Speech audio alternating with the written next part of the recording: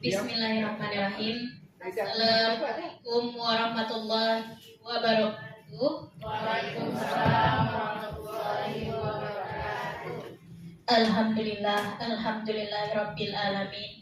Assalatu wassalamu ala asrafil anbiya'i wal mursalin wa ala alihi wa ashabihi rasulillahi ajmain. Amma ba'd.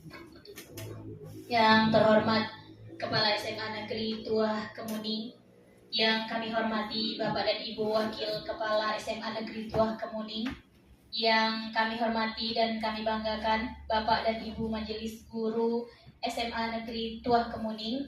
Puji syukur kita ucapkan kehadirat Allah Subhanahu wa Ta'ala karena pada siang hari ini, Senin 2 Juni 2024, kita dapat berkumpul bersama di ruang Majelis Guru dalam rangka mengikuti kegiatan diseminasi penerapan budaya positif di SMA Negeri Tuah Kemuning.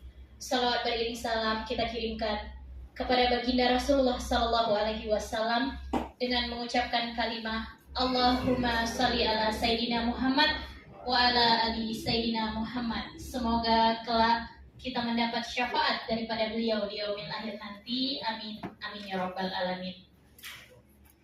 Bapak dan Ibu yang kami hormati, adapun susunan acara kita pada siang hari ini, acara pertama pembukaan yang sedang berlangsung, acara yang kedua pembacaan doa yang dalam hal ini akan dipimpin oleh Bapak Ahmad Zaini SAG. Kepada Bapak disilakan. Astaghfirullahaladzim, astaghfirullahaladzim, astaghfirullahaladzim, alladzi la ilaha illa huwal hayyul qayyum wa atubu ilaih.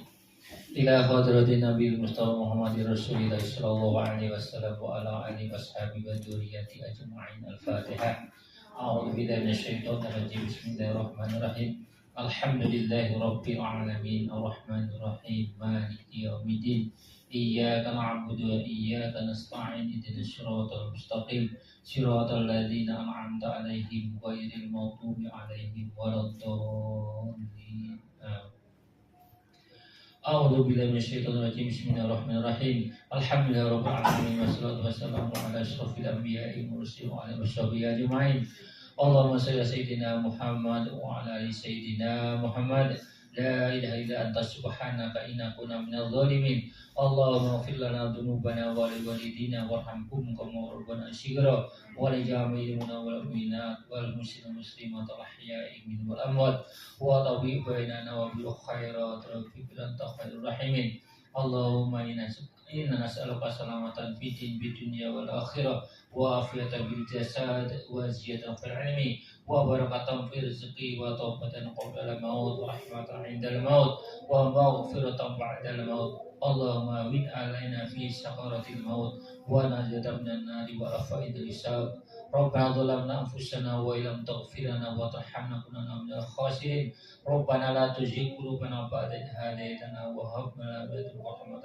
إنك أنت الوهاب ربنا هب لنا من أزواجنا وذرياتنا قرة أعين واجعلنا إماما ربنا عليك توكلنا وإليك أنبنا وإليك المصير ربنا تقبل منا إنك أنت السميع العليم وتب علينا إنك أنت التواب الرحيم ربنا آتنا في الدنيا حسنة وفي الآخرة حسنة وقنا عذاب النار وصلى الله على سيدنا محمد وعلى آله وصحبه وسلم سبحان ربك رب العزة عما يصفون والسلام على المرسلين الحمد لله رب العالمين والله منكم.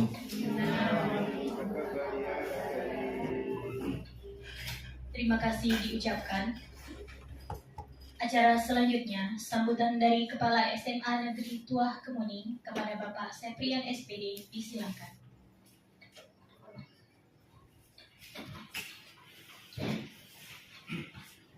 Bismillahirrahmanirrahim. Assalamualaikum warahmatullahi wabarakatuh. Alhamdulillahirabbil alamin. Wassalatu wassalamu ala asyrafil anbiya'i wal mursalin wa ala alihi wasallam ajmain. Syukur alhamdulillah pada siang hari ini kita dapat berkumpul masih di SMA Tuah Kemuning ini dalam rangka pembelajaran pengurusan daripada kegiatan guru penggerak kita. Kebetulan pada hari ini adalah Bu Orida yang akan menampilkan beberapa materi tentang diseminasi tentang budaya positif. Salam dan salam tak pula kita sampaikan kepada junjungan kita Nabi besar Muhammad SAW yang telah membawa umat manusia ke alam yang berakhlakul karimah dengan melafazkan Allahumma shalli ala sayyidina Muhammad wa ala sayyidina Muhammad. Yang saya hormati Bapak Ibu Wakil SMA Tuah Kemuning, Bapak Ibu Dewan Guru serta TU yang bersempatan hadir pada siang hari ini. Kemudian yang saya hormati Ibu Orida yang saat ini akan mempresentasikan tentang budaya positif yang mempelajari modul 1.4 dalam program guru penggerak. Mudah-mudahan pada hari ini apa yang akan dilaksanakan Bu Orida ini bisa berjalan dengan baik dan lancar. Karena nantinya kita akan dapat mengambil satu kesimpulan atau materi yang disampaikan Bu Orida tentang diseminasi tentang budaya positif ini. Budaya positif itu banyak sekali sebenarnya, itu kita dengarkan nanti apa yang akan dipaparkan oleh Bu Orida. Salah satunya barangkali mungkin disiplin positif, budaya disiplin. Kita ini perlu dimanapun kita bekerja, dimanapun kita bertugas, beraktivitas. Disiplin ini yang paling nomor satu. Kekurangan kita bukan kita di sini saja, secara umum kalau kita tengok bangsa Indonesia ini lah nih. Bangsa Indonesia yang cakupannya sangat luas kalau saya masih bicarakan ini. Termasuklah kita salah satu elemen terkecilnya barangkali di satu bangsa ini. Elemen-elemen itulah yang akan diperbaiki. Karena kalau elemen itu sudah diperbaiki, maka secara keseluruhan suatu sistem itu akan baik. Nah, barangkali mungkin supaya lebih menghemat waktu, akan banyak yang akan saya sampaikan dalam sambutan ini. Untuk berikut mungkin akan kita silakan kepada Bu Rina menyampaikan paparannya. Demikian yang dapat saya sampaikan untuk kita bersama. Lebih kurang mohon maaf. Wassalamualaikum warahmatullahi wabarakatuh.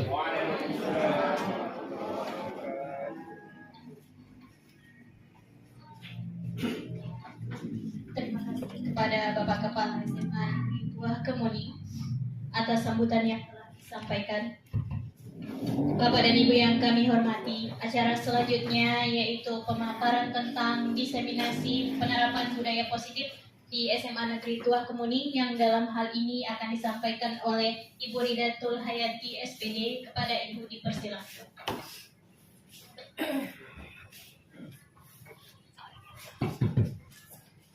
Bismillahirrahmanirrahim. Assalamualaikum warahmatullahi wabarakatuh. Selamat siang Bapak Ibu semuanya. Siang. Apa kabarnya? Luar biasa. Masih semangat ya Pak Bu? Terima kasih atas waktu yang telah diberikan kepada saya. Bapak Ibu semua sudah mengorbankan waktu yang seharusnya sudah pulang, tetapi masih mau bertahan di sekolah kita ini dalam rangka mengikuti kegiatan yang saya lakukan. Dalam hal ini sebenarnya ini adalah untuk tugas aksi nyata modul 1.4 dalam pembelajaran guru penggerak yang sedang saya jalani sekarang. Nah, di mana di sini saya akan memaparkan mengenai diseminasi penerapan budaya positif khususnya di sekolah kita SMAN Tuah Kemuning.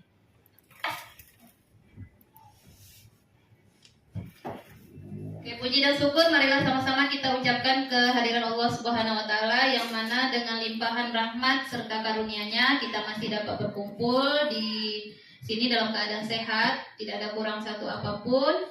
Kemudian selawat beriring salam tak lupa kita sampaikan kepada Nabi besar kita Nabi Muhammad SAW dengan mengucapkan Allahumma sholli ala Muhammad wa ala ali Muhammad. Nah, baik, untuk tidak memperpanjang mukadimah, kita langsung saja ke inti materi kegiatan kita pada hari ini. Yang pertama sekali adalah tujuan pembelajaran. Apa sebenarnya tujuan saya melakukan kegiatan ini? Jadi tujuan dari pembelajaran kita pada hari ini adalah diharapkan guru atau pendidik dapat menghayati pentingnya budaya positif dan penerapannya untuk mempertebal karakter murid dalam mewujudkan profil pelajar Pancasila.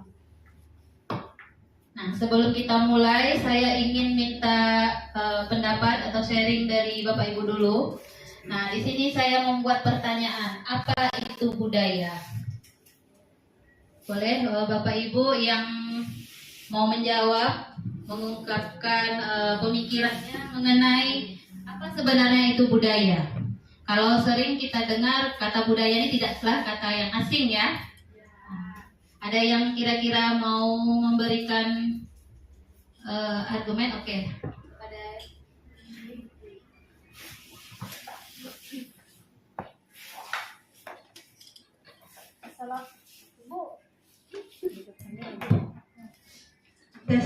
Assalamualaikum warahmatullahi wabarakatuh.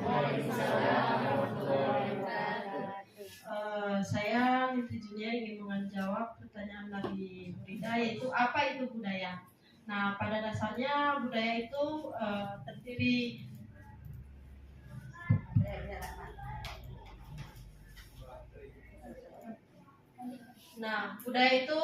dari dua suku kata, yaitu budi. Nah, budi ataupun akal itu terjemahan dari Indonesianya. Nah, budaya ini sesuatu yang dihasilkan oleh manusia. Nah, itu merupakan budaya. Terima kasih. Baik, terima kasih kepada Ibu Nintri yang sudah memberikan sedikit pengertian mengenai budaya. Di mana budaya itu terdiri dari dua kata, budi dan daya, yang dihasilkan oleh manusia. Ada lagi yang lain yang ingin mengungkapkan pendapatnya? Oke, dipersilakan kepada Ibu Risa.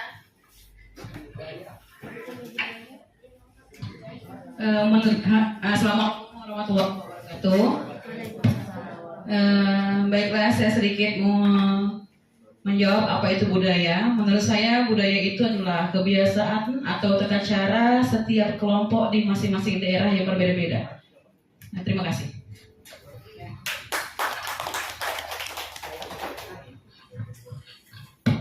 Oke, terima kasih atas jawaban dari Ibu Risa ya. Betul sekali ya. Jadi budaya itu merupakan suatu kebiasaan perilaku yang dihasilkan dari sekelompok masyarakat dan menjadi kebiasaan. Jadi seperti itu ya Bapak Ibu ya pengertian budaya. Nah, budaya yang bagaimana yang akan kita laksanakan? Tentunya yaitu budaya positif ya. Jadi dalam pemaparan konsep inti dari budaya positif ini ada 8 konsep yang akan kita pelajari. Yang pertama yaitu tentang perubahan paradigma baru. Yang kedua tentang disiplin positif dan nilai kebajikan universal. Yang ketiga motivasi perilaku manusia. Yang keempat hukuman, konsekuensi dan penghargaan. Selanjutnya keyakinan kelas, kemudian kebutuhan dasar manusia dan restitusi, 5 posisi kontrol serta segitiga restitusi.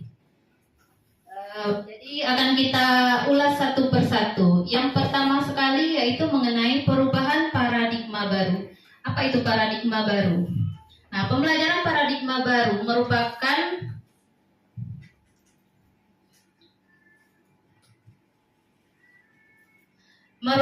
pembelajaran yang berorientasi pada penguatan kompetensi dan pengembangan karakter yang sesuai dengan dimensi profil pelajar Pancasila. Kemudian memastikan praktik pembelajaran untuk berpusat pada peserta didik. Artinya apa? Perubahan paradigma baru ini di mana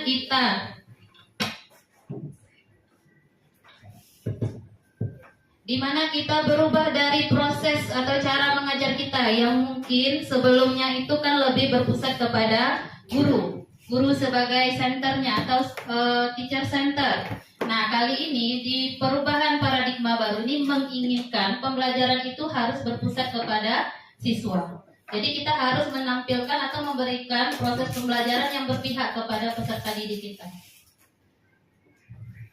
Nah, jadi paradigma baru ini diambil dari filosofi Ki Hajar Dewantara, di mana ini salah satu tokoh pendidikan kita. KHD ini menjelaskan bahwa tujuan pendidikan yaitu untuk menuntun segala kodrat yang ada pada anak-anak agar mereka dapat mencapai keselamatan dan kebahagiaan yang setinggi-tingginya, baik sebagai manusia maupun sebagai anggota masyarakat. Jadi tujuan pendidikan itu kita menginginkan peserta didik kita mendapatkan kebahagiaan dan keselamatan. Jadi tugas kita sebagai pendidik itu hanya dapat menuntun tumbuh atau hidupnya kekuatan kodrat yang ada pada anak agar dapat memperbaiki lakunya, bukan dasarnya, hidup dan tumbuhnya kekuatan kodrat anak. Jadi maksudnya seperti ini, anak itu sendiri sudah punya kodratnya masing-masing. Nah, tugas kita sebagai guru di sini hanya untuk mempertebal. Kalau seandainya kodratnya masih kurang, jadi kita yang menebalkannya.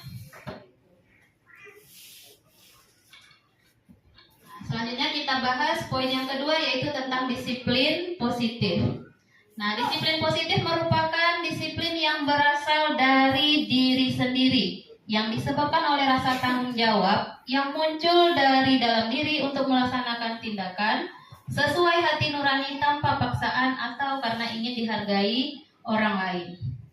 Nah, disiplin positif ini disiplin yang kita lakukan karena suatu hal itu memang kita yang akui kebenarannya, dan kita tidak ingin diberikan penghargaan atau tidak ingin diberikan imbalan oleh orang lain.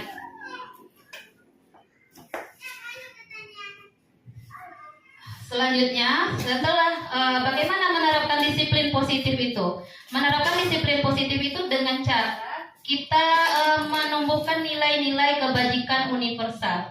Jadi nilai-nilai kebajikan universal ini kalau diartikan adalah sifat positif manusia yang merupakan tujuan mulia yang ingin dicapai oleh setiap individu. Nah, nilai tersebut sifatnya universal. universal, artinya lintas bahasa, suku, bangsa, agama maupun latar belakang. Nah, dengan mengaitkan nilai kebajikan yang diyakini seseorang, maka motivasi intrinsiknya akan terbangun, sehingga menggerakkan motivasi dari dalam diri untuk mencapai tujuan mulia yang diinginkan. Nilai-nilai kebajikan yang ingin dicapai oleh setiap anak Indonesia kita itu dikenal dengan profil pelajar Pancasila. Jadi artinya nilai kebajikan yang akan kita tuju itu mengarah ke profil pelajar Pancasila. Nah, masih ingat ya Bapak Ibu ya, apa itu profil pelajar Pancasila? Ada 6 dimensinya ya. Nah, ini rata-rata kita sudah paham semua. Di mana profil pelajar Pancasila itu dimensi yang pertama adalah beriman dan bertakwa kepada Tuhan Yang Maha Esa dan berakhlak mulia. Itu yang pertama. Yang kedua, berkebinekaan global. Yang ketiga, bergotong royong. Yang keempat, mandiri, bernalar kritis, dan terakhir, kreatif. Nah, ini rasanya kalau mengenai profil pelajar Pancasila rata-rata Bapak Ibu sudah paham semua ya. Oke, kita lanjut. Nah, di sini yang baru nih, teori motivasi, di mana ada 3 motivasi perilaku manusia menurut Diana Gosen. Ada 3. Yang pertama adalah untuk menghindari ketidaknyamanan atau menghindari hukuman. Nah, ini merupakan motivasi atau perilaku manusia yang paling rendah tingkatannya. Mengapa? Seseorang akan melakukan suatu tindakan karena takut akan adanya hukuman, atau kalau dia tidak melakukan itu dia merasa tidak nyaman. Nah, itu teori motivasi yang pertama. Nah, biasanya orang yang memiliki motivasi seperti ini, apabila dia ingin melakukan suatu tindakan, dia akan bertanya dulu. Pertanyaannya seperti apa? Apa yang akan terjadi jika saya tidak melakukannya? Nah, itu yang ditanyakannya dulu di dalam hatinya, atau dia bertanya kepada orang lain seperti itu. Nah, selanjutnya, motivasi berikutnya adalah untuk mendapatkan imbalan atau penghargaan dari orang lain. Ada juga kalanya manusia ini memiliki motivasi jika dia melakukan suatu tindakan itu, dia ingin dihargai oleh orang lain atau dia ingin mendapatkan imbalan dari orang lain. Nah, biasanya orang yang memiliki motivasi seperti ini akan bertanya, apa yang saya akan dapatkan kalau saya lakukan? Nah, seperti itu. Kalau yang pertama tadi, kalau saya tidak lakukan, apa yang akan terjadi? Nah, kalau yang ini lebih tinggi tingkatannya dari yang pertama, dia menanyakan, kalau dia lakukan ini, dapat apa dia? Seperti itu. Nah, itu teori motivasi yang kedua. Yang ketiga, nah ini lebih tinggi lagi tingkatannya dari yang pertama dan yang kedua, yaitu untuk menjadi orang yang mereka inginkan dan menghargai diri sendiri dengan nilai yang mereka percaya. Nah, motivasi ini akan membuat seseorang memiliki disiplin positif. Artinya apa? Motivasi yang ketiga ini adalah motivasi yang muncul memang dari dalam diri individu atau dalam diri kita sendiri atau dari dalam diri murid kita nantinya. Sedangkan motivasi pertama dan yang kedua itu dikatakan motivasi yang berasal dari luar. Ada pengaruh luarnya. Yang pertama, apakah ada hukumannya atau ada konsekuensinya. Yang kedua, apakah dia melakukan itu akan mendapatkan imbalan atau bagaimana. Nah, kalau yang ketiga itu merupakan motivasi yang tertinggi. Artinya motivasi itu memang muncul dari dalam diri kita pribadi. Memang kita merasa kita melakukan sesuatu tersebut memang dari dalam diri kita, dan kita merasa apa yang akan kita kerjakan itu memang adalah suatu kebenaran. Nah, seperti itu. Bisa kira-kira dipahami ya Bapak Ibu ya? Nah, sekarang boleh bertanya ke dalam diri pribadi sendiri, jawab sendiri. Nah, menurut Bapak Ibu, dari ketiga jenis motivasi tadi, motivasi manakah yang saat ini paling banyak mendasari perilaku murid-murid kita, bahkan kita sendiri sebagai pendidik di sekolah? Oke, ada yang mau berargumentasi? Boleh? Oke, baiklah, saya coba sedikit. Kalau tadi dilihat dari segi motivasi yang 3 tadi, dari siswa ya Bu ya, saya melihat di motivasi kedua, karena mereka ketika mengerjakan sesuatu mengharap imbalan gitu Bu. Ya, itu dia. Berupa reward atau mungkin berupa nilai selebihnya. Terima kasih Bu. Ada lagi yang lain ingin memberikan pendapatnya? Sama rata-rata jawabannya? Kalau dari segi murid kita mungkin ya untuk teori motivasi tadi masih berada pada tingkatan 1 dan 2. Ya walaupun tidak tertutup kemungkinan dari ratusan murid kita yang ada di sekolah ini pasti ada yang sudah mempunyai motivasi yang ketiga tadi, yang memang dari dalam diri dia. Tapi kebanyakan dari murid kita memang masih berada pada tingkatan pertama dan kedua. Dia melakukan sesuatu atau yang disuruh oleh gurunya takut dihukum kalau tidak dikerjakan. Atau ada juga dia ingin melakukan sesuatu, dia ingin mendapatkan reward tadi dari gurunya atau imbalan dari gurunya. Oke, terima kasih Bapak Ibu ya. Kita lanjutkan. Jadi untuk teori motivasi sudah paham ya? Lanjut. Nah, jadi tujuan dari disiplin positif ini untuk apa? Nah, tujuannya adalah ingin menanamkan motivasi yang ketiga. Artinya motivasi yang dari dalam diri tadi. Jadi tujuan kita supaya menanamkan motivasi yang ketiga pada diri murid-murid kita, yaitu untuk menjadi orang yang mereka inginkan dan menghargai diri sendiri dengan nilai-nilai yang mereka percaya.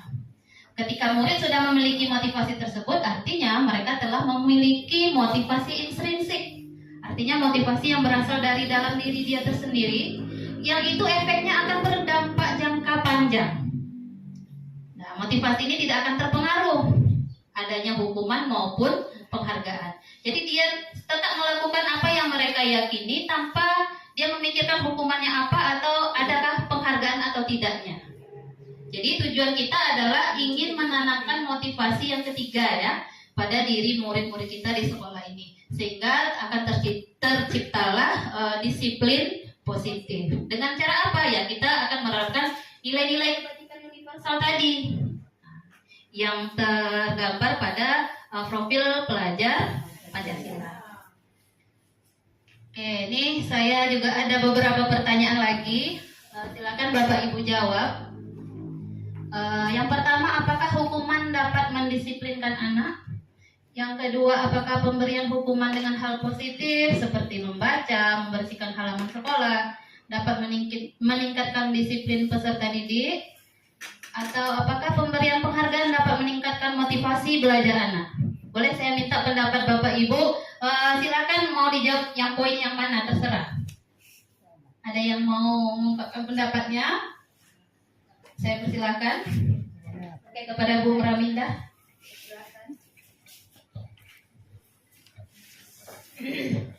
Baik, terima kasih Bu Rida. Saya coba jawab yang poin pertama. Apakah hukuman dapat mendisiplinkan anak ya? Salah satu contohnya tadi, misalnya tadi sudah yang jawaban yang kedua, tadi pertanyaan kedua. Nah yang kedua, contohnya misalnya dia terlambat ya Bu ya. Jadi kita kasih hukumannya misalnya mengut sampah gitu kan Bu. Jadi dia besoknya kan nggak mau lagi karena dia malu sama kawan-kawan dan hal yang lainnya. Jadi untuk kedepannya jadi mungkin dia tidak akan terlambat lagi, seperti itu contohnya. Sekian dari saya, terima kasih.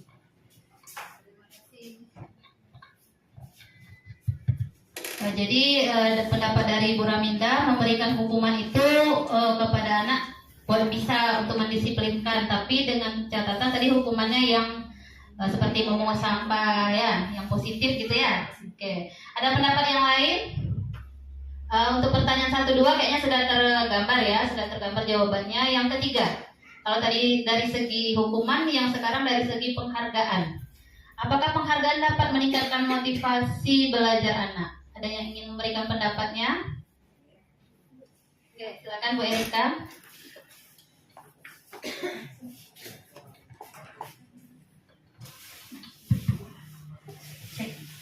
Terima kasih atas kesempatannya.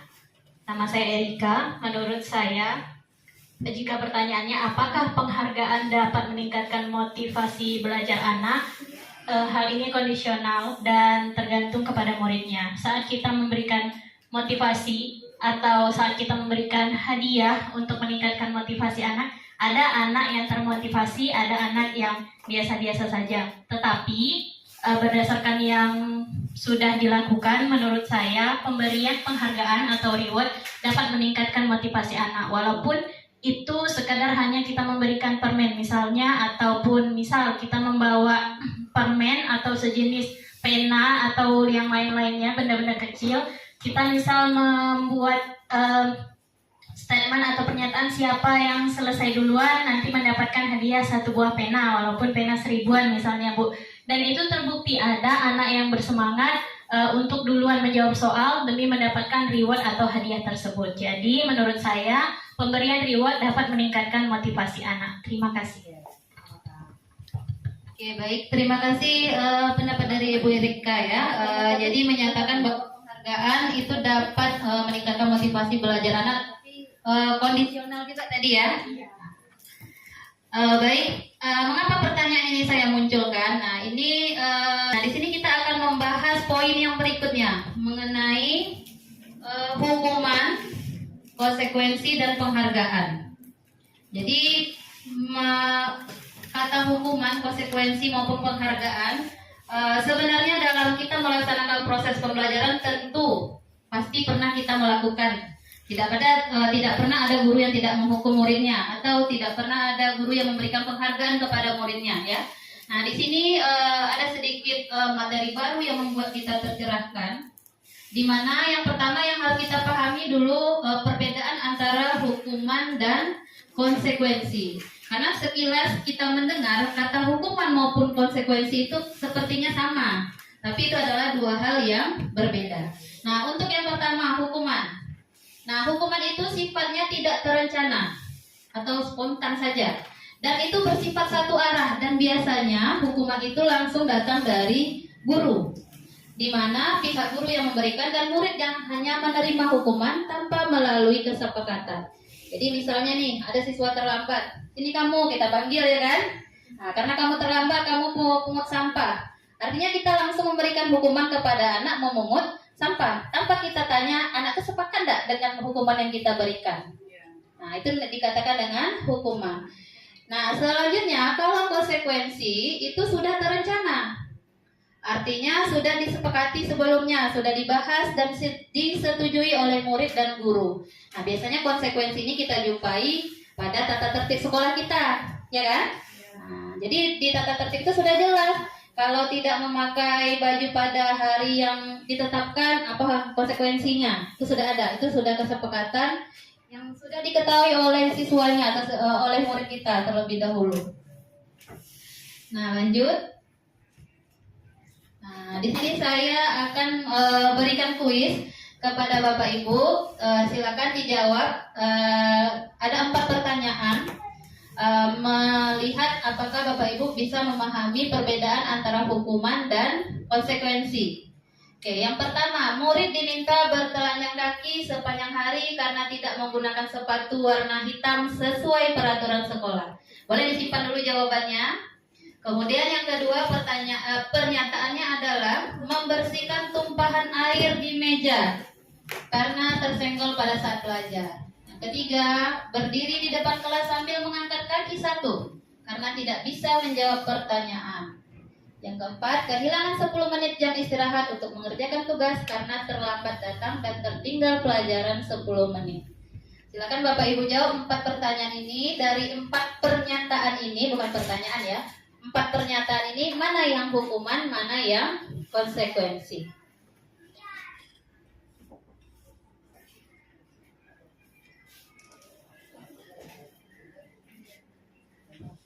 Nomor 1 jawabannya. bukan hukuman ya, nomor 1. Mana Bapak Ibu sudah siap? Kita cek jawabannya ya. Ini sengaja jawabannya saya tutup. Oke, untuk yang pertama, apakah pernyataan ini konsekuensi atau hukuman? Hukuman. Bisa sesuai peraturan sih.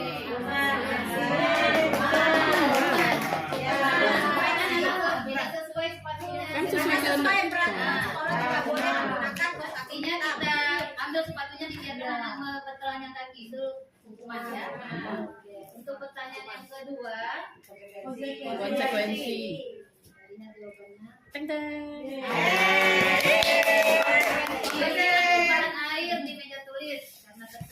belajar. Kita lanjut. Hukuman.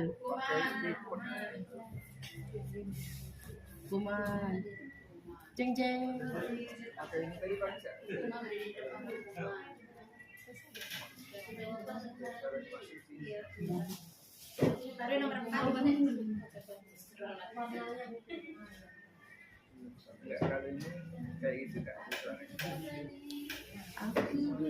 Nomor 3-nya apa Bapak Ibu? Hukuman. Jelas ya hukuman ini ya.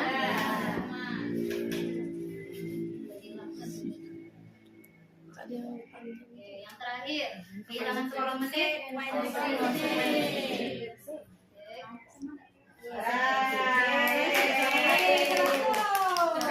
Ayah beneran.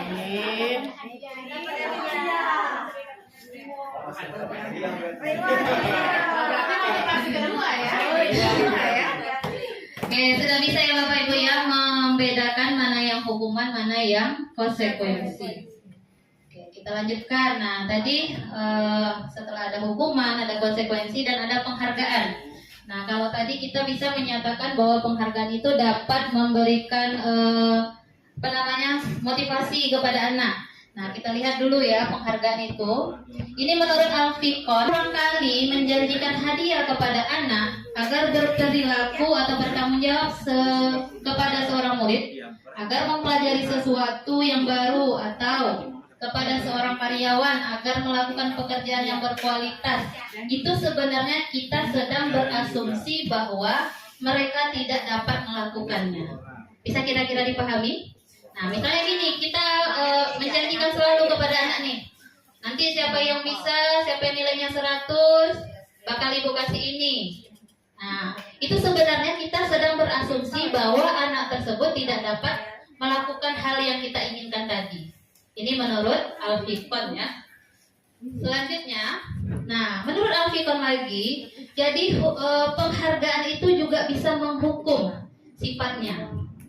Apa maksudnya? Nah, Al-Fiqh mengemukakan baik penghargaan maupun hukuman adalah cara-cara yang mengontrol perilaku seseorang yang dapat menghancurkan potensi untuk pembelajaran yang sesungguhnya. Nah, ini dia nih. Memberikan penghargaan sama dengan menghukum seseorang. Jadi ada beberapa poin atau pernyataan dari penghargaan yang kita berikan itu dapat menghukum. Yang pertama, pengaruh jangka pendek dan jangka panjang. Pemberian penghargaan lagi dan lagi, maka orang tersebut akan bergantung pada penghargaan yang diberikan, serta akan kehilangan motivasi dari dalam. Jadi motivasi intrinsiknya gara-gara selalu dijanjikan penghargaan itu akan hilang. Kenapa? Karena dia berpikiran penghargaan tadi, bukan muncul perilaku yang ketiga, atau bukan muncul motivasi yang ada dari dalam dirinya, tapi karena penghargaan yang dijanjikan tadi. Nah, selanjutnya penghargaan itu tidak akan efektif.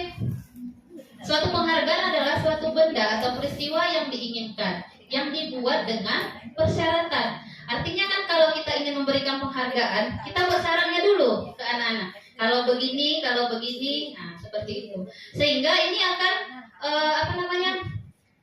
hanya jika Anda melakukan hal ini, maka Anda akan mendapatkan penghargaan yang diinginkan. Artinya kita yang mau mendapat penghargaan itu yang akan melakukan, yang lain ya udah. Karena dia nggak mau penghargaan tadi ya sudah.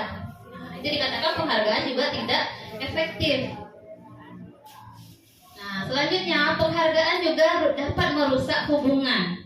Nah, kapan suatu penghargaan dapat dikatakan merusak hubungan? Nih, ketika seseorang diberi penghargaan atau dipuji di depan orang banyak, maka yang lain akan merasa iri, dan sebagian dari mereka akan tidak menyukai yang diberikan penghargaan tersebut. Nah, misalnya kita di kelas, kita berikan penghargaan kepada si A, otomatis teman-teman yang lainnya itu ada yang merasa tidak nyaman atau merasa tidak enak atau iri bahasanya di situ ya tadi, sehingga dia tidak suka dengan kawannya yang dapat penghargaan. Apalagi yang kita beri reward itu saja orangnya. Nah, seperti itu Bapak Ibu. Jadi penghargaan juga dapat merusak hubungan. Selanjutnya, penghargaan itu mengurangi ketepatan. Nah, anak-anak yang mendapat hadiah, jawabannya banyak yang tidak tepat. dibandingkan dengan anak-anak yang hanya diberitahu jawaban benar. Yang langsung dikasih tahu jawaban benar dengan yang mau ingin dapat hadiah tadi, biasanya yang dapat hadiah itu nggak tepat jawabannya. Nah, seperti itu.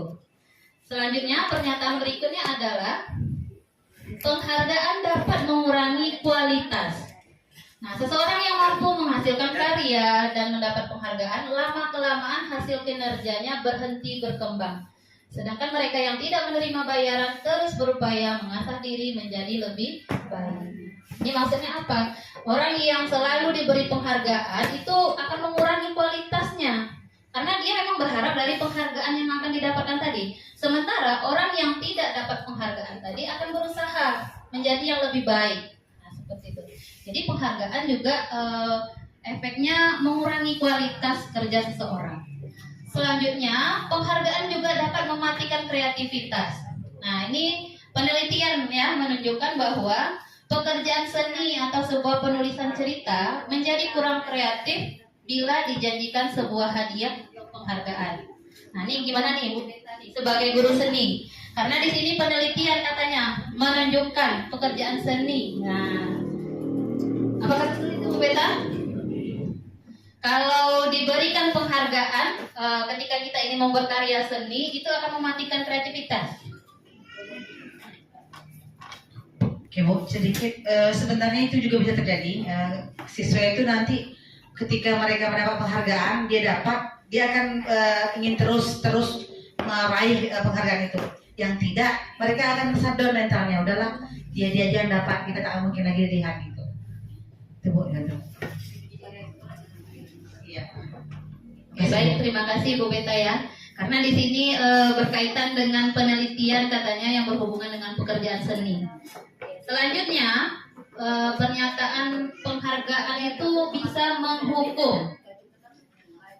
Kapan penghargaan dikatakan menghukum? Nah, ini seperti kasus mereka yang tidak mendapatkan penghargaan. Kalau di sekolah kita kan ada sistem ranking ya, ranking 1, 2, 3. Nah, kapan yang dikatakan itu menghukum? Apabila mereka yang mendapatkan ranking kedua dan seterusnya. Artinya yang tidak dapat ranking 1, yang tidak berada di posisi ranking 1 itu akan merasa terhukum. Nah, dengan posisi ranking tadi. Nah, jadi pernyataan-pernyataan tadi mengenai penghargaan, ada beberapa penghargaan itu yang sifatnya efektif, ada kalanya penghargaan itu tidak efektif. Oke, baik. Berarti untuk materi hukuman, konsekuensi dan penghargaan bisa dipahami Bapak Ibu. Oke. Jadi sebenarnya memberikan penghargaan maupun memberikan hukuman itu ya seperti yang tadi disampaikan oleh Ibu Erika, kondisional ya. Nah, kadang kita tidak selalu atau tidak melulu memberikan penghargaan, demikian juga dengan hukuman. Jangan selalu kita memberikan hukuman kepada anak. Nah, baik, selanjutnya kita akan bahas poin yang berikutnya mengenai keyakinan kelas. Nah, mengapa tidak peraturan saja? Mengapa harus ada keyakinan kelas? Nah, ini juga sudah pernah kita bahas sebelumnya di pelatihan sebelum-sebelumnya ya. Nah, kalau dikatakan keyakinan kelas itu artinya apa? Keyakinan yang dibuat oleh murid berdasarkan nilai-nilai kebajikan universal dan mereka akan lebih termotivasi karena berasal dari motivasi internal. Sedangkan peraturan, kalau peraturan itu yang dibuat oleh guru atau sekolah, itu lebih bersifat perintah atau larangan. Jadi makanya nanti kita sebaiknya di semester baru bisa ya, diharapkan kepada baik guru, mapel maupun wali kelas, kita dapat menyusun keyakinan kelas di kelas kita masing-masing nantinya. Karena apa? Karena dengan keyakinan kelas ini dapat menimbulkan motivasi dari diri anak, karena membentuk keyakinan kelas itu bukan kita yang menentukan, tetapi kita bersama anak berdiskusi membuat suatu keyakinan kelasnya. Nah, sekarang kita bahas dulu apa yang dimaksud dengan keyakinan kelas. Nah, keyakinan kelas itu adalah nilai-nilai kebajikan universal yang disepakati bersama, boleh tersirat atau tersurat lepas dari latar belakang suku, agama, bahasa, negara maupun agama. Nah, pembentukan keyakinan sekolah atau kelas. Nah, yang pertama dia sifatnya abstrak. Abstrak daripada peraturan. Kalau peraturan kan lebih rinci. Kemudian keyakinan kelas itu berupa pernyataan-pernyataan universal. Nah, pernyataannya itu senantiasa dalam bentuk kata-kata yang positif. Kemudian keyakinan kelas hendaknya jangan terlalu banyak. Kenapa? Supaya mudah diingat oleh anak, supaya anak yang akan menerapkannya, kalau dia terlalu banyak nanti susah. Pasti banyak yang dilanggar, karena kalau banyak aturan yang dibuat, banyak yang dilanggar, ya kan? Nah, selanjutnya keyakinan kelas sebaiknya ditetapkan di lingkungan tersebut. Kemudian diharapkan semua warga kelas ikut berkontribusi dalam pembuatan keyakinan kelas lewat sebuah kegiatan. Nah, kapan kita adakan kegiatannya? Bisa kita lakukan nanti di awal semester baru. Nah, sebelum kita membuat struktur kelas yang wali-wali kelas nih biasanya, ya kan? Nah, nanti setelah itu kita buat juga keyakinan kelas di kelas kita masing-masing. Oke, sekarang bagaimana cara membuat keyakinan kelas? Nah, ini langkah-langkahnya. Yang pertama, kita persilahkan.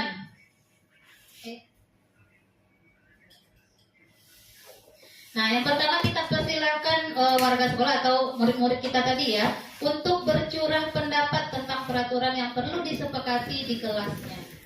Artinya apa? Kita minta pendapat dari anak-anak kita, apa-apa saja yang perlu kita sepakati, yang akan kita jalani bersama, bukan untuk muridnya saja, tapi gurunya juga.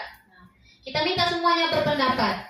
Yang kedua, kita catat semua masukan-masukan para murid. Yang ketiga, kita susun keyakinan kelas sesuai prosedur pembentukan keyakinan sekolah. Artinya dengan cara merubah kalimat-kalimat negatif menjadi kalimat positif. Biasanya nanti kalau kita minta anak, apa kira-kira peraturan yang akan kita lakukan nih di kelas kita? Mungkin anak-anak akan membuat pernyataan, jangan membuang sampah sembarangan. Nah, kata jangan ini kan kalimatnya negatif. Nah, jadi kita arahkan anak ke kalimat yang positif. Nah, seperti apa? Nah, kalimat positifnya, buanglah sampah pada tempatnya. Tuh. Kemudian untuk keyakinan kelas itu kita tinjau kembali semua curah pendapat yang disampaikan oleh anak-anak kita tadi. Dimana kalau ada yang hampir-hampir mirip, itu kita ambil satu aja. Nah, kita contohnya ya, misalkan anak nulis datang tepat waktu, mengerjakan tugas tepat waktu, memakai pakaian sesuai harinya. Itu sama artinya atau masih berada di bawah satu payung keyakinan, yaitu disiplin.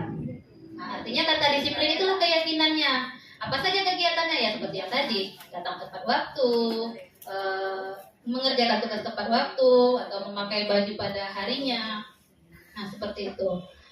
Kemudian untuk pernyataan keyakinan tadi tidak perlu banyak-banyak, 3 atau sampai 7 saja, yang mana harus disetujui dengan menandatangani. Jadi setelah kita buat nanti sudah dapat keyakinannya, keyakinan kelasnya, kita tanda tangani bersama anak di karton gitu, misalnya kalau kita tempelkan di karton. Nanti hasilnya kita tempelkan di dinding kelas. Jadi biar terbaca terus sama anak keyakinan kelasnya seperti apa. Biasanya mungkin kita selama ini mungkin hanya membuat peraturan biasa tanpa kita dokumentasikan atau tanpa kita tulis di kertas gitu ya. Nah, jadi nanti kita tuliskan di kertas, kita tanda tangani bersama-sama. Ada gurunya, ada siswanya. Nah, terakhir ya itu ya, diletakkan di dinding kelas yang mudah dilihat oleh semua warga kelas. Kira-kira bisa dipahami Bapak Ibu ya? Nanti saya akan tampilkan bagaimana saya kemarin membuat keyakinan kelas di seperti itu ya. Terakhir nanti. Nah, kita lanjutkan dulu materi selanjutnya mengenai 5 kebutuhan dasar manusia. Nah, ini poin berikutnya dari budaya positif tadi. Nah, 5 kebutuhan dasar manusia. Kita sebagai manusia itu memiliki kebutuhan dasar yang harus terpenuhi, Bapak Ibu. Nah, kalau tidak terpenuhi, biasanya dari kebutuhan dasar kita ini itu akan memunculkan perilaku negatif dari dalam diri kita agar kita dapat yang kebutuhan yang nggak kita dapatkan tadi. Nah, seperti itu biasanya. Nah, apa saja kebutuhan dasar manusia? Yang pertama adalah kebutuhan untuk bertahan hidup. Ini yang paling utama, jelas sekali. Apa kebutuhan bertahan hidup? Jelas, makan, ya kan? Apalagi pakaian, rumah, tempat tinggal. Itu pasti kita harus punya gitu ya. Harus terpenuhi kebutuhan yang pertama. Yang kedua, kebutuhan dasar kita adalah kasih sayang dan rasa diterima. Nah, ini kebutuhan. Kadang kita tidak tahu murid kita di sekolah ya kan, yang kondisi orang tuanya mungkin broken home, atau dia ada masalah. Nah, sementara anak ini mungkin melakukan suatu tindakan yang tidak kita suka, kita nggak tahu ternyata kebutuhan dasar kasih sayangnya nggak dapat. Nah, seperti itu. Selanjutnya kebutuhan dasar manusia yaitu kebebasan. Jadi setiap manusia pasti ingin bebas. Nah, jarang sekali manusia yang ingin dikekang seperti itu ya. Pasti dia ingin bebas. Kemudian kesenangan. Nah, setiap manusia juga pasti ingin merasa senang. Nah, jarang yang mau sedih terus ya. Terus yang terakhir adalah kebutuhan penguasaan. Oke, itu kebutuhan dasar manusia. Nah, setelah itu kita lanjut ke materi berikutnya mengenai restitusi, khususnya 5 posisi kontrol. 5 posisi kontrol bagi guru ya, khususnya bagi kita guru. Yang pertama, posisi yang pertama adalah penghukum. Biasanya ini menggunakan hukuman bisa secara fisik maupun verbal. Yang kedua, posisi kontrol kita sebagai guru bisa yaitu menjadi pembuat rasa bersalah. Nah, kapan kita akan membuat rasa bersalah ini? Kita akan menggunakan keheningan atau membuat orang lain itu merasa tidak nyaman atau dia merasa rendah diri dengan ucapan yang kita lakukan atau yang kita ucapkan kepada dia. Nah, kemudian posisi kontrol berikutnya sebagai guru, kita juga bisa berlaku sebagai teman. Nah, biasanya guru yang berada pada posisi ini dia tidak ingin menyakiti muridnya, namun akan tetap berupaya mengontrol murid melalui persuasi, suka mendekati muridnya seperti itu. Nah, itu kita memposisikan diri sebagai teman. Nah, selanjutnya posisi kontrol kita sebagai guru ada namanya sebagai pemantau. Kapan kita dikatakan sebagai pemantau? Nah, apabila kita sebagai guru selalu akan mengingatkan dengan tata tertib atau peraturan-peraturan yang ada di sekolah. Misalnya anak melakukan satu tindakan, kamu masih ingat nggak peraturannya apa? Kamu masih ingat nggak tata tertib kita apa?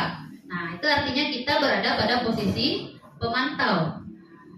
Selanjutnya, posisi yang terakhir dari posisi kontrol kita sebagai guru adalah sebagai manajer. Nah, kapan dikatakan kita sebagai manajer?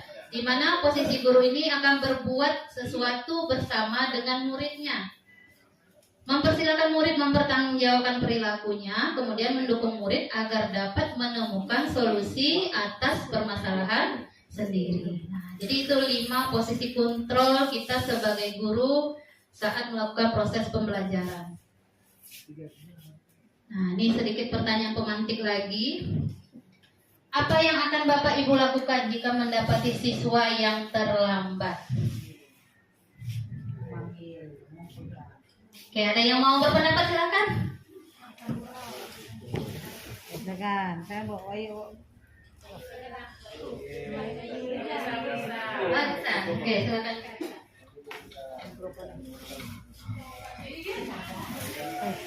Jawab sesuai kenyataan kita aja ya. Baiklah, sedikit saya berpendapat. Apa yang akan Bapak Ibu lakukan jika mendapat siswa yang terlambat? Yang pertama, berdasarkan fakta selama ini kami akan bertanya dulu kenapa terlambat dan di mana tempat tinggal.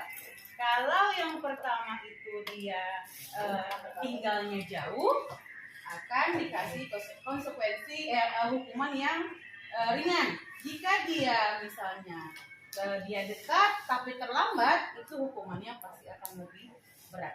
Akan kasih hukuman yang berbeda ya. Karena kadang-kadang lokasi kita sekarang kan kadang ada yang tinggalnya dekat Sekarang jauh-jauh di sana. Kadang kondisi cuaca atau kendaraan dia yang mogok bisa dikasih sedikit keringanan. Tapi kok seandainya tinggalnya di Batu Ampar, di Selensai, tapi dia masih terlambat, berarti dia itu lalai dan dikasih hukuman yang lebih berat dibanding dengan temannya yang lebih jauh. Terima kasih. Baik, itu tadi jawaban dari Ibu Risa ya, betul sekali. Nah, biasanya ketika kita mendapati anak yang terlambat itu sebelum memberikan hukuman tadi ya, nggak langsung tiba-tiba langsung kita hukum ya, pasti kita tanyakan dulu di mana tempat tinggalnya. Kemudian apa alasan dia terlambat? Nah, seperti itu. Oke, baik, terima kasih dari Bu Risa ya. Nah, ini kuis lagi. Kita coba kuis lagi. Nah, ini kita Bapak Ibu diminta untuk menentukan posisi kontrol kita sebagai guru apabila kita memberi pernyataan-pernyataan berikut. Di sini ada 5 pernyataan yang sudah saya tuliskan. Bapak Ibu boleh jawab dulu, nanti baru kita lihat jawabannya apa. Nah, ini pakai nada ya, bahasa bacaannya kita buat nadanya. Yang pertama, kamu selalu datang terlambat dengan nada marah ya. Mungkin yang terlambat itu aja orangnya. Jadi nada kita saat mengucapkannya, kamu selalu datang terlambat. Nah, gitu. Yang kedua, nih, ibu kecewa sekali dengan kamu. Pernah kan Bapak Ibu melakukan itu kan? Oke. Terus pernyataan berikutnya, ayolah lakukan demi ibu. Kalau nanti kamu tidak mengerjakan ini atau tidak melakukan itu, nanti ibu dimarahi kepala sekolah. Misal seperti itu. Nah, terus pernyataan berikutnya, apa yang telah kamu lakukan? Peraturannya apa? Nah, kita ingatkan kamu peraturan. Terakhir, apa rencana kamu untuk memperbaiki hal ini? Mungkin kita dapati murid yang bermasalah, kita ucapkanlah ini. Apa rencana kamu untuk memperbaiki hal ini? Oke, sudah disiapkan jawabannya Bapak Ibu?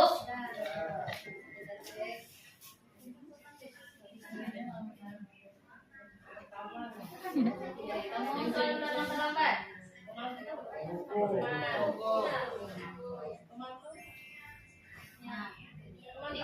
Ketika kita langsung menyatakan kepada anak, kamu datang terlambat.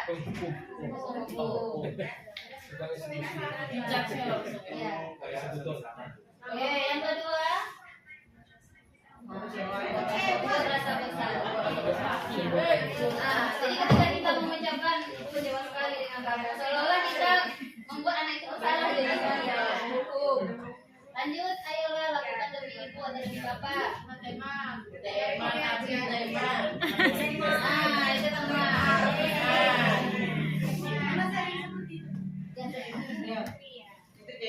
Lanjut, sampai kamu lakukan apa peraturannya. Nah, ini memantau. Tadi kalau memantau kan kita mengingatkan dengan peraturan ya. Hadir. Manager. Oke.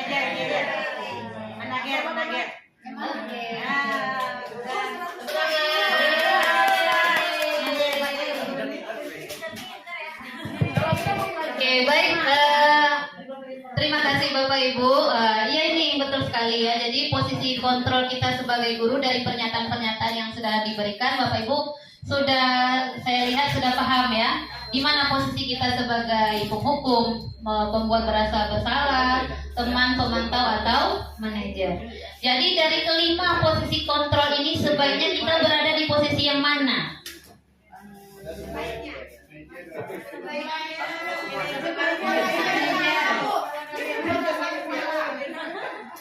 Kalau sebaiknya kita berada pada posisi manajer. Nah, itu sebenarnya tingkatan yang paling tingginya ya. Tetapi tidak ada apanya juga kalau kita berada di posisi pemantau. Minimal kita pada posisi pemantau yang selalu mengingatkan anak akan peraturan-peraturan atau tata tertib yang telah ditetapkan di sekolah kita. Ya, kalau sebagai penghukum mungkin kita pada saat sebelumnya ya kita kurangi. Atau membuat rasa bersalah maupun sebagai teman. Karena kita harus tahu juga batasan antara guru dan siswa itu seperti apa. Jangan sampai ketika kita memberi pendekatan persuasi kepada anak menjadi melunjak. Nah, kadang saya memperhatikan seperti itu. Ketika salah satu anak dekat dengan satu guru, misal nih.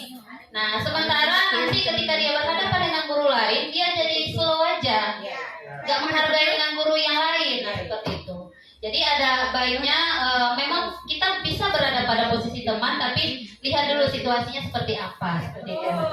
Jadi yang paling bagusnya kita berada pada posisi manajer, minimal pemantau lah gitu ya, yang selalu mengingatkan peraturan-peraturan kepada anak kita. Oke, baik, sudah paham Bapak Ibu sampai di sini? Ya, gitu ya. Nah, ini yang mau terakhir sedikit lagi mengenai materi restitusi. Nah, ini terakhir dari penerapan budaya positif mengenai restitusi. Nah, restitusi itu apa? Restitusi itu merupakan suatu proses menciptakan kondisi bagi murid untuk memperbaiki kesalahan mereka sehingga mereka bisa kembali pada kelompok mereka dengan karakter yang lebih kuat.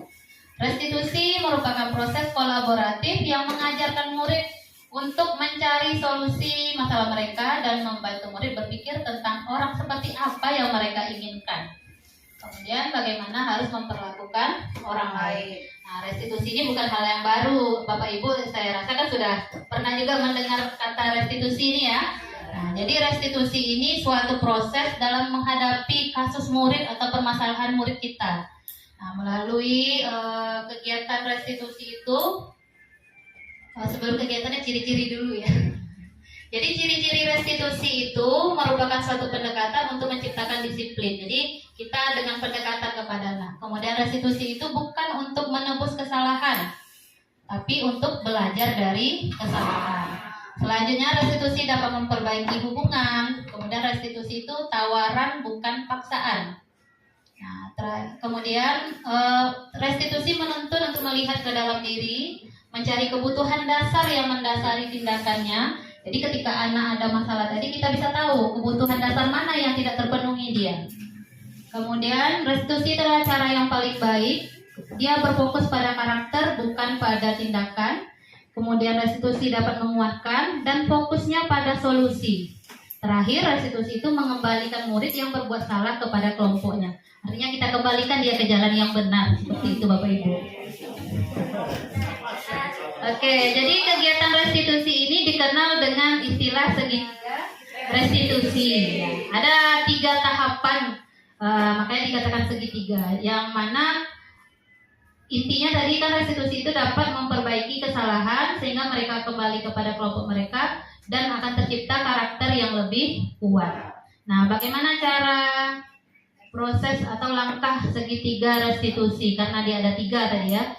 Langkah yang pertama adalah menstabilkan identitas.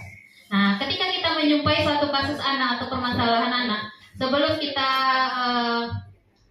melakukan restitusi, kita stabilkan dulu kondisi si anak yang melakukan kesalahan tadi. Biasanya dalam menstabilkan identitas itu kita bertanya kepada anak atau kita ngajak dia ngobrol pertama sekali, kita bisa menggunakan kata-kata seperti ini, pernyataan-pernyataan seperti ini.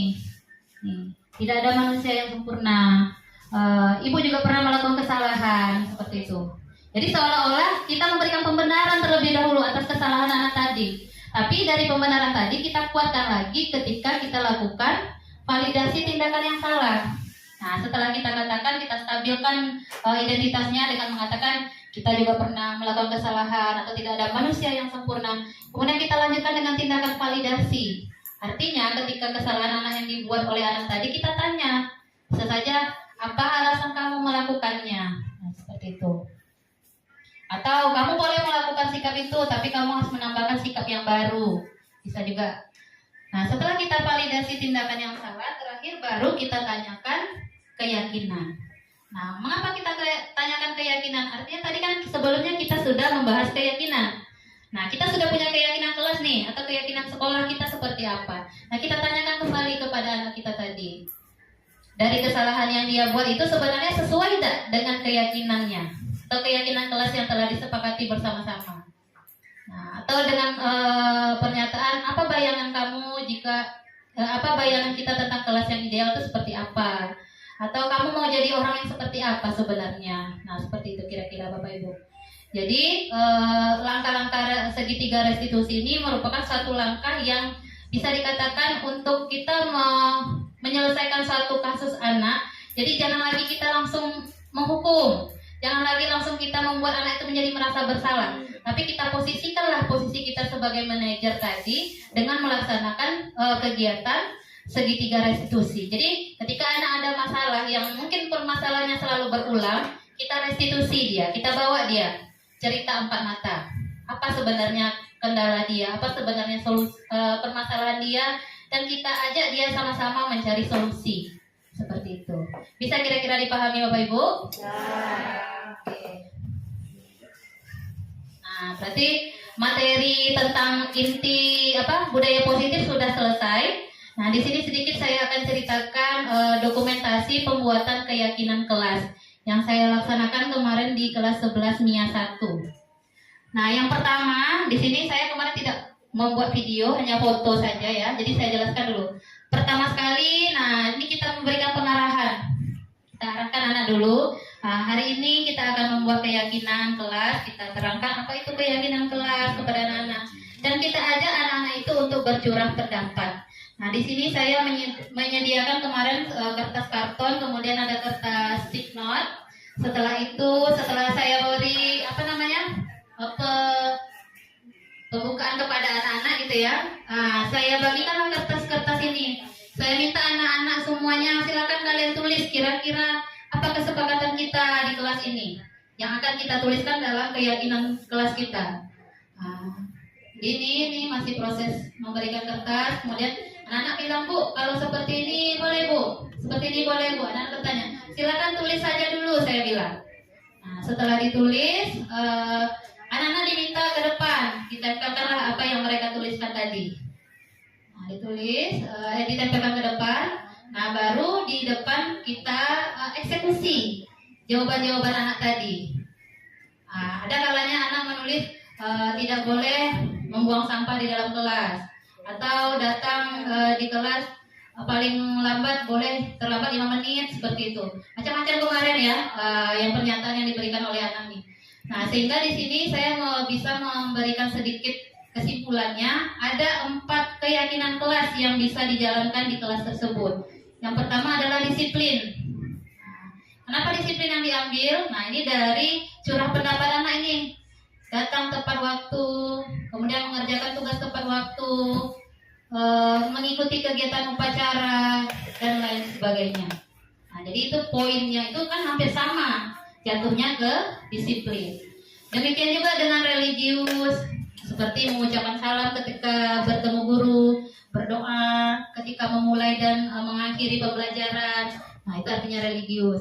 Kemudian ada lagi peduli lingkungan. Peduli lingkungan ini misalkan membuang sampah pada tempatnya, seperti itu. Dan ada toleransi. Toleransi ini artinya menghargai sesama teman, tidak boleh jangan membuli teman, seperti itu. Nah, jadi ada keyakinan itu yang ini yang kita ambil nih. Nah, nih. Jadi sifatnya itu abstrak, tidak berpoin-poin atau tidak terperinci. Kalau dia terperinci itu jatuhnya ke peraturan. Sementara yang akan kita buat adalah keyakinan. Nah, ini contoh saja Bapak Ibu. Bisa kira-kira Bapak Ibu pahami? Ya. Jadi nanti bisa tergambarkan ketika kita masuk awal semester baru, kita coba terapkan. Oke. Lanjut, ini dokumentasi yang kedua. Nah, ini dokumentasi segitiga restitusi. Boleh dilihat video yang sebentar.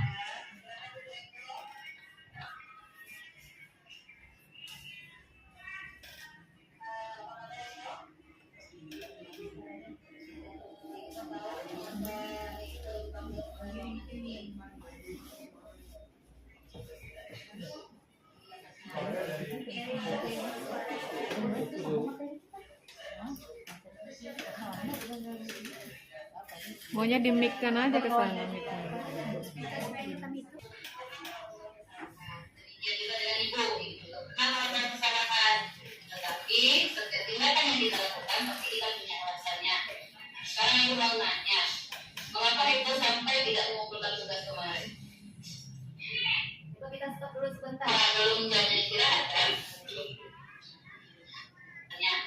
Sekarang ibu mau nanya, mengapa ibu kesalahan?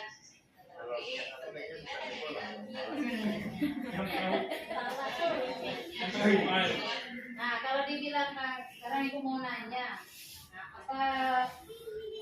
apa ibu sampai melakukan? Berarti itu sudah sampai di tindakan yang mana, Bapak Ibu? Sudah melakukan restitusi yang bagaimana? Tadi kan restitusi kita kan ada 3, kelanjutan identitas, yang kedua validasi tindakan yang salah. Validasi. Kalau yang sebelumnya tadi kan yang ibu juga pernah melakukan kesalahan, itu misalkan. Apa itu sampai tidak mengumpulkan tugas kemarin? Pagi semalam saya lakukan sinar ibu, saya tidak sempat salah di rumah, saya memutuskan coba dikati. Tapi waktu itu belum jadi istirahat kan? Ibu masih ingat dengan keyakinan kelas yang telah kita sepakati bersama? Apakah data itu tersebut sudah sesuai dengan keyakinan kelas kita? Tidak. Keyakinan kelas yang mana? Tanggung jawab. Nah, kamu tahu. Lalu kira-kira ada solusi untuk permasalahan kamu? Ya, Bu. Yang pertama itu minta maaf kepada ibu karena tidak memberikan tugas yang ibu berikan. Yang kedua, Eko tidak akan pergi ke kantin, baik jam pelajaran kosong ataupun tidak. Dan Eko akan sarapan di rumah agar tidak lapar pada saat belajar. Yang ketiga, Eko akan mengerjakan tugas yang ibu berikan kemarin dan Eko akan membuatnya besok. Oke, baik, ibu sangat mengapresiasi atas tindakan kamu. Sekarang kamu boleh kembali ke kelas. Baik, terima kasih.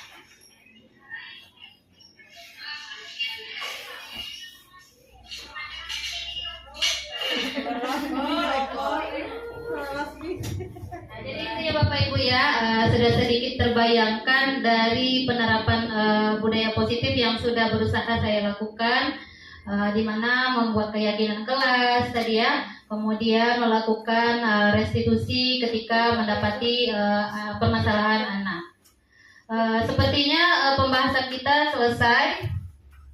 Kalau dilanjutkan ini masih sama ya, udah habis semua.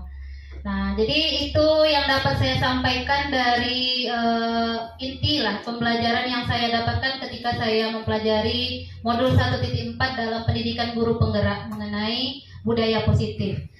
Saya sendiri mengakui mungkin belum ada jauh dari kata sempurna ya. Jadi saya pribadi lah sendirinya. Tapi namun kita tetap akan belajar, berusaha memperbaiki diri kita untuk meningkatkan disiplin positif. Khususnya dulu ke diri kita dulu, kita kembalikan dulu diri kita. Kalau diri kita sudah melakukan disiplin yang positif, otomatis itu akan terbawa ke anak didik kita. Bagaimana kita memberikan contoh positif kepada anak didik sementara kita sendiri belum melakukan yang disiplin positif tadi? Jadi marilah sama-sama kita berupaya mendisiplinkan diri kita terlebih dahulu. Kita kembalikan ke diri kita terlebih dahulu, baru kita ke anak murid kita semuanya. Baik Bapak Ibu, terima kasih atas waktu yang telah disempatkan, yang diberikan kepada saya. Bapak Ibu bersedia mendengarkan pemaparan mengenai budaya positif dari saya. Saya sangat berterima kasih dan mengapresiasi yang setinggi-tingginya. Semoga apa yang saya sampaikan ada mendapat manfaatnya bagi kita semua. Dan intinya supaya kita dapat meningkatkan atau mewujudkan disiplin positif khususnya di sekolah kita. Nah, diawali dari kelas kita mungkin nanti dulu. Oke, demikian yang dapat saya sampaikan. Lebih dan kurangnya saya mohon maaf. Wabillahi taufiq wal hidayah. Assalamualaikum warahmatullahi wabarakatuh.